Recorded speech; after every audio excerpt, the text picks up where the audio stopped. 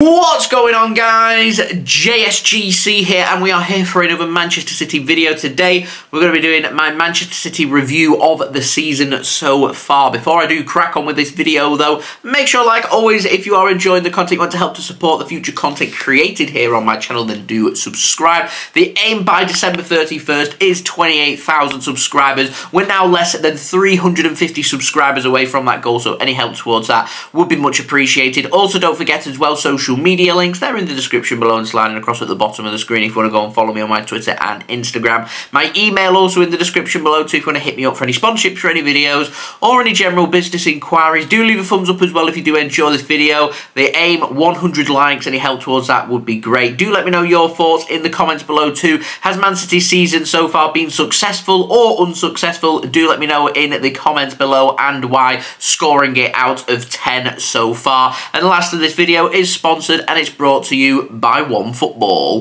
This video is brought to you by OneFootball. If you want to download the OneFootball app, all you need to do is press the link at the top of my description, which will take you forward to where you can download this app. The OneFootball app is extremely useful if you are a huge football fan just like me. It provides you with the latest footballing news, transfer news, and the latest videos as well. It is one source of information of where I get my transfer news from. It also allows you to see the latest scores with what's happening in the footballing world. If you just click on a game, including any Manchester City game, it will not only bring up the latest team news, but it will also bring up the latest statistics and keep you up to date with everything happening in that game. If you want to download this app, all you need to do is press the link at the top of the description to stay up to date. Thank you very much to OneFootball for sponsoring this video. If you want to go and check out OneFootball, then the link is in the description. So let's crack on then with this video. And we're going to start off first with our first competitive game of the season. So outside of the pre-season friendlies, started of course with the Community Shield, and as we break for the Winter World Cup, our season started all the way back in July, the end of July. Saturday the 30th of July, we took on Liverpool in the Community Shield in what showcased what was going to be, you would think, another 1-2 between Manchester City and Liverpool. Two outstanding teams. Man City went toe-for-toe at the King Power Stadium, home of Leicester City, and we ended up getting beat by 3-1. So we missed out on the Community Shield, which wasn't good, and I thought from that day, was Haaland going to be able to settle in? Was he right for Manchester City? And I also left the King Power Stadium thinking Liverpool's still an excellent team, even though they've not got Sadio Mane and brought in Darwin Núñez, and yeah, it's not really played out too well. So, we went into the Premier League with an away match against West Ham. Not the easiest away match either for Man City to start the season with, and picked up a solid win. 2-0 away from home was the perfect start to the season. We followed that up with a 4-0 victory at home against AFC Bournemouth as well. So we got off to a 100% record. Then the following week, we went away to Newcastle, where we dropped our first points of the season when we drew 3-3 against Newcastle at St James's Park in a game that Man City did very well to come back from behind to end up drawing that match in a game that we could have won in the end as well. And what's been showcasing this season that we saw from August was Manchester City were showcasing that they can score goals and a lot of goals very quickly, scoring 2 or 3 goals in quick succession. I'm talking 7 to 10 minutes, and really take games away from opponents, and also be able to come back from behind as well, is what we showcased against Newcastle. And that was pretty much the same against Crystal Palace, where it was pretty neck and neck going into the second half, and then Manchester City just turned it up a gear. Erling Haaland turned it up a gear, and we ended up blitzing them away by winning by 4-2 as they couldn't cope with Erling Haaland. And Manchester City ended up again coming from behind and scoring 4 goals and winning that game. We ended August in the midweek game against Nottingham Forest, which we ended up winning by 6-0 in what was a pretty solid start from Manchester City in our first 5 Premier League games, picking up near maximum points, only dropping points against Newcastle, which if you go and have a look at the league table, is a good result away from home against Newcastle, currently sitting in 3rd place in the Premier League. That, in hindsight, has shown that that was actually a pretty good point from Manchester City. Then we went into September and we had a match against Aston Villa, which we drew 1-1 in what was a pretty disappointing result. Not the worst result that we've had this season, not the best result either. 1-1. I can live with drawing away from home against Aston Villa as long as we're picking up 3 points from elsewhere. Now, Manchester City then started their Champions League campaign. We started it off with an away match against Sevilla, got off to a perfect start, winning by 4-0. We was then meant to have Tottenham Hotspur, but due to the passing of the Queen here in the UK, all fixtures were cancelled for that weekend. So we had back-to-back Champions League games, which we had our first Champions League game at home against Borussia Dortmund, which Manchester City again went behind and ended up coming back from behind to win by 2-1. There's been quite a few times this season that City have gone behind in matches. And then we ended just before the international break with an away match against Wolves, which we won emphatically away from home in a decent, high-quality performance away from home, winning by 3-0. So we came back after the international break nice and fresh. We started it with the Manchester derby. What a better way to start a round of fixtures to come up just after the international break, and then starting it off with the Manchester derby, which Manchester City ended up winning by 6-3. Emphatic victory there for City, and literally could have and should have been a lot more, and the fact that we conceded 3 goals in that game, ludicrous, because we should have been keeping that down to 1. It could have been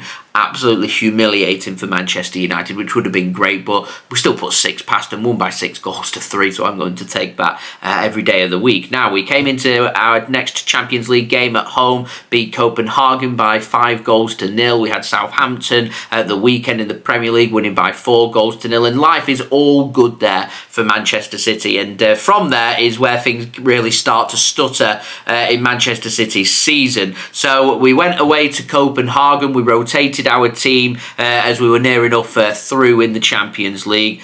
We drew 0-0, which was enough to seal qualification to the last 16 for Manchester City. We then went with a big Premier League game at the weekend, which is why we did so much rotation. We went and took on Liverpool away, where Liverpool handed us our first defeat in the Premier League this season, losing by 1-0 at Anfield. Man City losing at Anfield, seen it all before. It's not detrimental to our season. Disappointing, yes, but it happens. Then we followed it up at the weekend with a 3-1 win over Brighton and Hove Albion by 3-1. We picked up a solid point in Dortmund to seal top spot in the Champions League, drawing 0-0, and we followed that up with a good away win without Erling Haaland there, thanks to a wonderful Kevin De Bruyne free kick, winning by 1-0 away at Leicester in a decent win for Manchester City. We then went in our final Champions League group game. We followed that with a 3-1 victory over Sevilla at home. It meant City finished first, have been drawn against RB Leipzig. So when we come back after Christmas, we will be taking on RB Leipzig over 2 legs. First leg being in Germany, second leg being in England. In the last 16 of the Champions League, City will be taking on Leipzig away from home in February, and then the return match at the Etihad will be in March. We then followed that up with a Premier League victory over Fulham, just about, thanks to a last-minute penalty from Erling Haaland, winning by 2-1. We did get away with one there. We then beat Chelsea in the EFL Cup at home 2-0 in a solid win with much rotation from both teams, in a little bit of a ding-dong battle thanks to Stefan Ortega Moreno keeping a clean sheet and putting in what I thought was a man-of-the-match performance there to seal qualification through to the 4th round, where we've been drawn against Liverpool at home in what I'm expecting to be 2 heavily rotated teams from City and Liverpool as well in place for that 4th round tie. Man City being at home, hopefully we can make that count and we can reach the quarter-finals is what's at stake. We'll be taking on Liverpool just before Christmas in our first match after the World Cup final, which will be about 3-4 days after the World Cup final, which is absolutely mind-blowing. And then we ended our last match before the Winter World Cup with a home match against Brentford, where should Manchester City have beaten Brentford, I'd be sitting here saying we've had a pretty decent start to the season. It's just Arsenal have had a little bit better, but Man City have done near enough very little wrong, other than a couple of weird results here and there. A loss at Anfield, it happens. A decent point away from home against Newcastle is a good point. So the only real other result that you can look at is Aston Villa away from home, which we drew. Again, you get little results like that knocked around through the season, so it's nothing to be too concerned about. However, our worst result by far is that Brentford match, losing by 2-1. Now, had Manchester City beaten Brentford, we'd be sitting there maybe with a little bit of a different tone of voice. choice, but that means that after 14 games, Manchester City are sitting on 32 points. So it does mean that Manchester City, if we are to work out the averages there, so Manchester City are on course at the moment for around 87 points. So what City will be looking for come the end of the season is trying to get that up towards 90 points, and Man City more than capable of hitting 90 points. And what Man City have yet to do, which normally does happen, it normally happens around now through going into November, December, into January, does happen a little bit later in the season. It has happened before in our final fixtures towards the end, where City end up putting on a run of between 8 and 14 consecutive Premier League games where we win every single game, and it puts all the pressure on everybody else around us that they've got to maintain that. And we haven't had that yet, and I am confident we've done it near enough every season under Pep Guardiola, apart from that first season. So I'm confident that we can do it again this season, that should City put on a decent run, 8 to 10 consecutive Premier League games, win every single game, then we'll be there or thereabouts at the top of the Premier League. But at the moment, it's Arsenal that are the front runners, playing 14, winning 12, drawing 1 and losing just 1 on 37 points. We're 5 points behind them. We do still have a better goal difference. It does mean we've got some massive Premier League games coming up after the World Cup, where Manchester City facing their next 5 fixtures just in the Premier League, to me, are all must-win games. They're away against Leeds United, at home against Everton, away against Chelsea and Manchester United, and following up with our final fixture in January with a home match against Wolves. Now, should Manchester City win all 5 of them, then I'm very confident that Manchester City will be right on Arsenal's back to try and win the Premier League. So I'm not too concerned. We'll get a better assessment after them 5 games, because it means we'll be halfway through the season, and ideally speaking, Man City will be targeting 13 more points will put them on target for them to be finishing on 90 points come the end of the season. And I still think 90 points will be enough for Manchester City to win the Premier League. What Arsenal have showcased with this brilliant start is they're going to be a title threat, and I think they're going to be finishing between 80 to 90 points, which is a fabulous target to be setting right at the top of the Premier League, and shows just how well Arteta is doing. But you've still got to compromise with fatigue, tired players coming back after the World Cup. You've got to compete with the winter here in the UK as well, with the sandwich of fixtures, busy schedules with cup games coming into effect with the FA Cup. Of course, Arsenal have got Europa League football, Manchester City have got Champions League football. There's lots of different angles here for both teams to be targeting towards, and at some point you imagine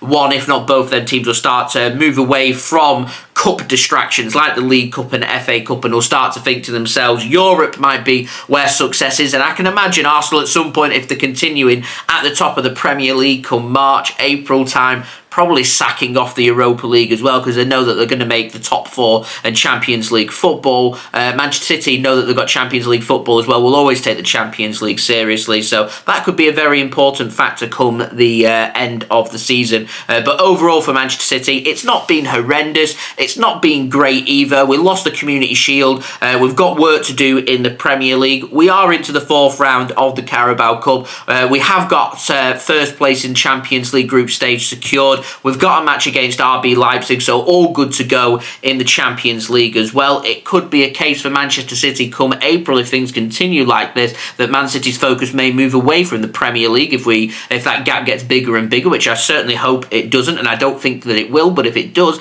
Man City, if they do manage to get through RB Leipzig, could well turn all their full focus onto the Champions League instead, and that might just be what Man City needs to win Champions League, because we've never won it before. So we'll see. It's difficult to be able to make a judgment. Manchester City, you can only really make a judgment come the end of the season. That's the only way you can defy as to whether something's been successful or not. It's not been great from Manchester City. It's been alright, is my summary, so I'd probably just go with an alright score at the moment, which is, it's not disastrous, it's not great either, so I'm going to go for Manchester City's season so far has been a 6 out of 10. What are you scoring Manchester City's season so far, and why? let me know in the comments below. So, they're my thoughts. Do let me know your thoughts. Don't forget to leave a thumbs up as well if you do enjoy this video. Let me know your thoughts in the comments below, including rating City's season out of 10 and letting me know why you're giving Manchester City that score. Also, don't forget as well to subscribe to my channel if you're new around here. Press that red button, press the bell, and put your push notifications on.